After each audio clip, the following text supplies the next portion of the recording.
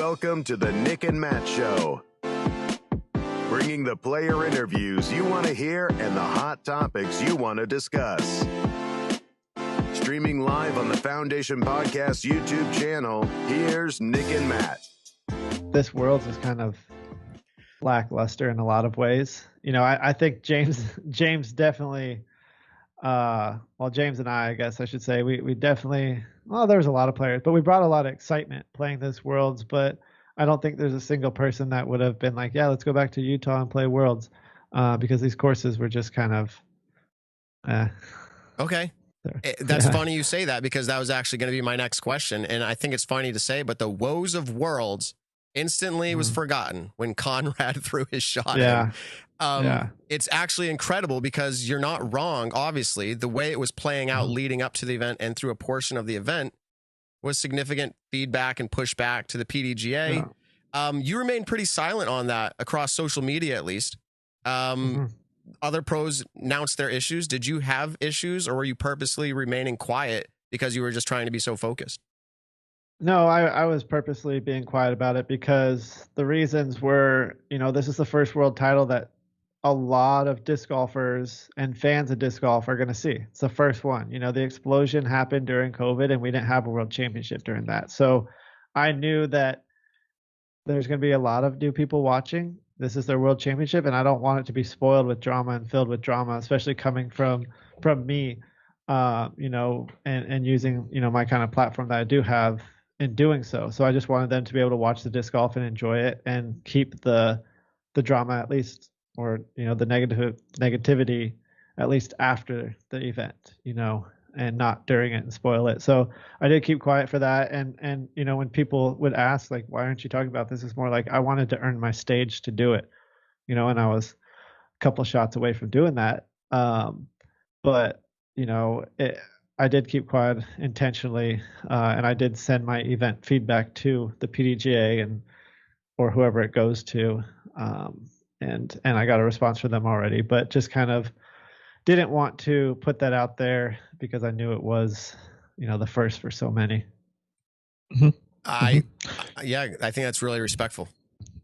Yeah, I think one of the things is there were issues surrounding this Worlds. A majority of players, like you said, definitely had issues with different parts of it, and I kind of liked your stance on, as in, you know, you didn't want to let people know about it during the tournament, because that, you know, creates unnecessary drama in a sense, like you said, with the platform that you have. But then at the same time, being able to earn that stage, had you won the tournament, then it kind of gives you this big platform. I can go out now afterwards, I can talk about it.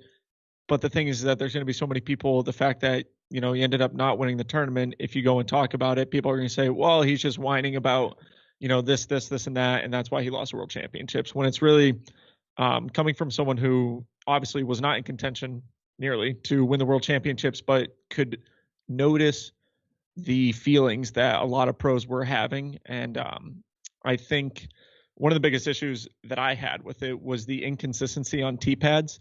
Like you were just saying, 16 and 17 both had turf tee pads put in that were backwards.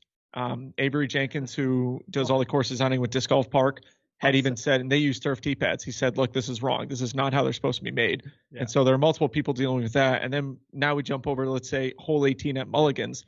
It's a short shot, but the tee pad, if, you know, for people who are watching, the tee pad is just straight uphill. Like it's not consistent, and it's not up to a standard that should be at the World Championships. My favorite one is hole 18 at Fort. Yeah. It's literally 3 like driving range golf tees, like the little turf squares put together. Really bad ones, like really old and moldy ones put together. And they were just like sponges. Yeah. It was awful. Can I it's ask, definitely something that, go ahead, Matt. Yeah, there was a lot surrounding this, and I don't know how much you want to get into any of it, but like I have two of the significant issues. Obviously there was OB lines and all that. I think my first question, it can be a yes or no, or you can elaborate. Is it normal for a course location, or let's just make it even more specific, a PDGA major, to have a warm-up location that actually extends to full throws into a field? Is that normal? Well, I guess I shouldn't say normal, but if they have a driving range, then yeah, it's normal. Like if they have a driving range, or if they have an area, like someone brought up, I think it might have been the PDJ. They're like, MVP doesn't have one, or Ledgestone, or what was the other, some other Memorial, Fountain Hills. And I'm like, well, Fountain Hills has a golf or like 3 soccer fields, like 2 minutes from it. That's where everyone warms up. MVP has a course right across the street that everyone warms up at.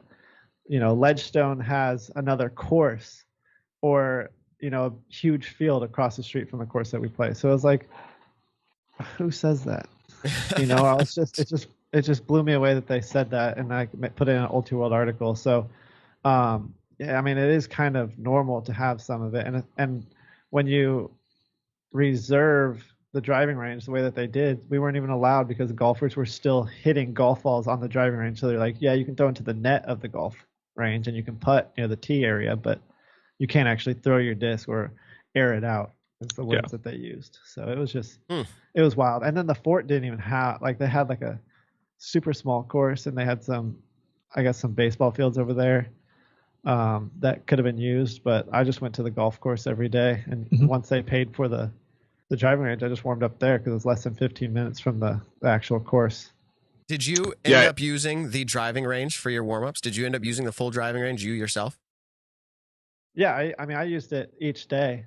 Except for the final day, because we weren't at Mulligan, so it was just a golf driving range at that point. So the final day I had to go find a random field to go throw in. But yeah, the first 4 days I used the driving range. Cool. Yeah, it was definitely, I would say, issue after issue coming up with the PDGA, and the PDGA kind of being silent on a lot of these issues that were happening, but not really to kind of like, we said kind of early on, we don't want to be like a TMZ acting podcast right now. We don't want to just bash everything that's going on with it. An incredible thing happened at the World Championships. We really can't take that away.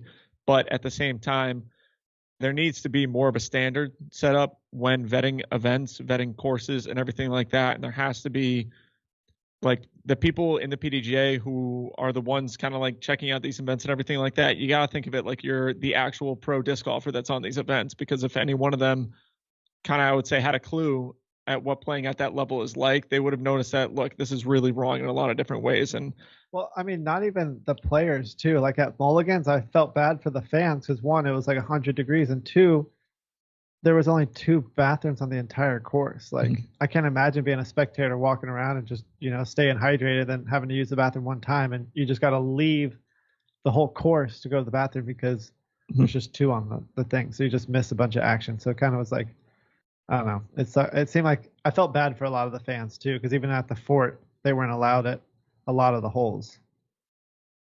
Yeah. So, man, there was so much surrounding this, and I appreciate your time so much. So this is kind of a 2-partish question. So if I remember correctly, there was a time, and maybe I'm putting words in your mouth, correct me if I'm wrong, you boycotted the PDGA. I think it was, and maybe not like a verbal way, but Green Mountain Championships. I think it had to do with some disciplinary actions for players or something, and you withdrew from an event. Do you feel like a scenario or the way that Worlds was unfolding in your eyes would be another situation, or is it a tide to turn where you would do that again?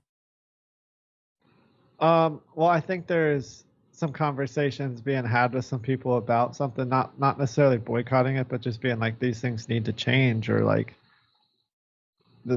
things aren't going to grow, So, but yeah, there was a thing that happened like that at Smuggler's Notch for the GMC, but luckily got figured out prior to the event starting. But I could definitely see this being as either a wake up call for the PDGA, or some things are going to happen to where players and events move on from, possibly the PDGA, because clearly people watch tournaments because of they're either fans of disc golf, love the courses, love the coverage, but I can tell you they're not watching because it's a PDGA event. So, yeah, I think one of the things that we can say on top of that is, we said this earlier, shout out to the Disc Golf Network and the guys and the girls going out and commentating every single day, running the camera crews and everything like that. And I kind of want to thank their fearless leader in Jeff Spring, who's the CEO of the Disc Golf Pro Tour.